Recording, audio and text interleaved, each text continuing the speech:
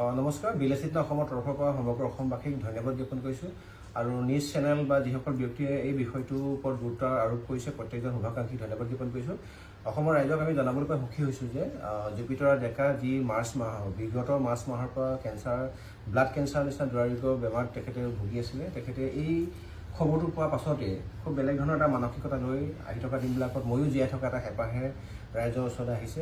বিভিন্ন news channel, দল সংগঠন বা ইতিমধ্যে আমি জুবিন দা, কে মোহন বা ৰবি শৰ্মা তেওঁলোকৰ লগত যোগাযোগ কৰিছোঁ। ইতিমধ্যে ৰাইজে দিয়া যি সঁহাৰি তাৰ কাৰণে প্ৰায় কিমানমান দিছে? 4 লাখমান টকা, 4 লাখমান টকা ইতিমধ্যে উঠিছে। তেখেতক প্ৰায় 10 লাখমান টকাই লাগে।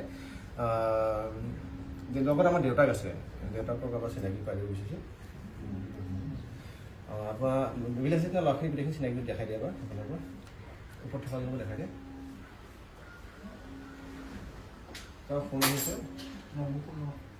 আচ্ছা, এতিয়া কথাটো হ'ল এনেকুৱা ধৰণৰ, আমাৰ লগত বিলাসিতা অসমৰ লগত খুব নতুনকৈ যোগদান কৰা এজন সৈনিক সতীৰ্থ মুজিবুৰ ৰেহমান। তেখেতৰ ঘৰ হ'ল নুনমাটিত আছিলে ন? নুনমাটি। তেখেতে জুপিতৰা ডেকাৰ কাৰণে 3 মাহৰ যি আপোনাৰ ব্লাড কেঞ্চাৰৰ ৰিলেটেড তেখেতে যি দৰৱ খাই আছে বা যিখিনি মেডিচিন খাই আছে, 3 মাহৰ মেডিচিনৰ খৰচ মানে 1 মাহত প্ৰায় 4,800 বা 5,000মান টকা লাগে। তেওঁ 3 মাহৰ দৰৱৰ মূল্য দিবলৈ আহিছে মুজিবুৰ ৰেহমান, আমাৰ বিলাসিতা অসমৰ নতুন এগৰাকী সৈনিক সতীৰ্থ।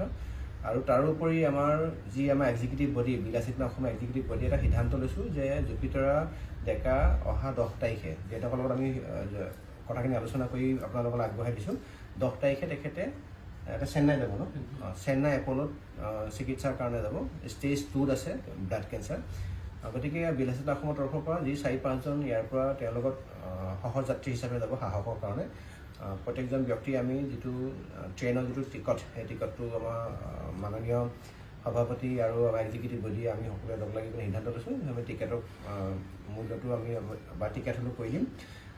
লগত আছে মুজিবো আছে। মুজিবক কিবা ক'বা? মুজিব ক'বলগা তেনেকৈ নাই। বাকী মই আপোনালোকৰ ভিডিঅ'টো চালোঁ ফেচবুকত।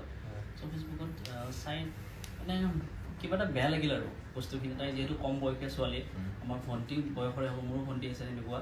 চ' তাইৰ যিবিলাক সপোন সেইবিলাক মানে যাতে পূৰণ হয়, সেইকাৰণে এই দুৰাৰোগ্য ৰোগটোৰ পৰা যাতে তাই ভাল হৈ উভতি আহে, তাৰ কাৰণে কিবা এটা দিয়াৰ মানে মুজিবো আমাৰ লগত এনে এটা মানে সুন্দৰ কাম কৰি যোগদান কৰিছে। মানে তেখেতক 3 মাহৰ দৰৱৰ মূল্য দি আপোনাৰ 3 মাহত প্ৰায় 15,000মান টকা। সেইটো জুপিতৰা ডেকাক মানে তেখেতৰ ফালৰ পৰা ভনীয়েক হিচাপে, সাহস হিচাপে তেখেতে আগবঢ়াই দি বিলাসিতা অসমৰ মজিয়ালৈ আহিছে। জুপিতৰা আছে, কিবা ক'ব ৰাইজলৈ? কিবা ক'ব? বহুত ধন্যবাদ। ইতিমধ্যে মোক বহুতখিনি সহায় কৰিছে আৰু অকণমান যদি সহায় কৰে তেতিয়া মই আনন্দিত হ'ম, কাৰণ তেতিয়া যাব পাৰিম। কাৰণ এতিয়া 10-15 লাখ টকাৰ প্ৰয়োজন, এতিয়া মাত্ৰ 4 লাখ টকা যোগাৰ হৈছে আৰু যদি অকণমান যোগাৰ হয় তেতিয়া মই বাহিৰলৈ যাব পাৰিম।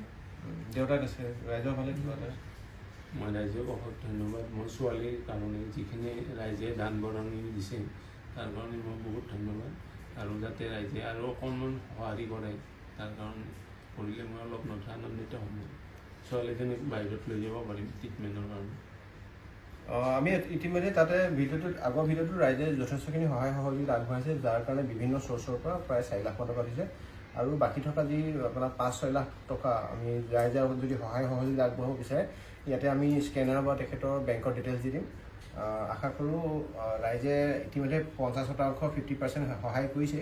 বাকীখিনিও ইচ্ছা কৰিলে যিসকল ব্যক্তি ইতিমধ্যে ভিডিঅ'টো চোৱা নাই বা বিষয়টোৰ লগত অৱগত হোৱা নাই, তেওঁলোকে অলপমান যদি সঁহাৰি যদি হাত জোকাৰে তেতিয়াহ'লে জুপিতৰা ডেকাই অহা 10 তাৰিখে মানে সাহস লৈ, ৰাইজে দিয়া যিখিনি সঁহাৰি সাহস হিচাপে লৈ মুম্বাই এপ'ললৈ যাব পাৰিব। আশা কৰিছোঁ ৰাইজে বিষয়টোৰ ওপৰত আৰু অলপমান গুৰুত্ব দিব বুলি মই আশা কৰিছোঁ। ধন্যবাদ। জয় অসম।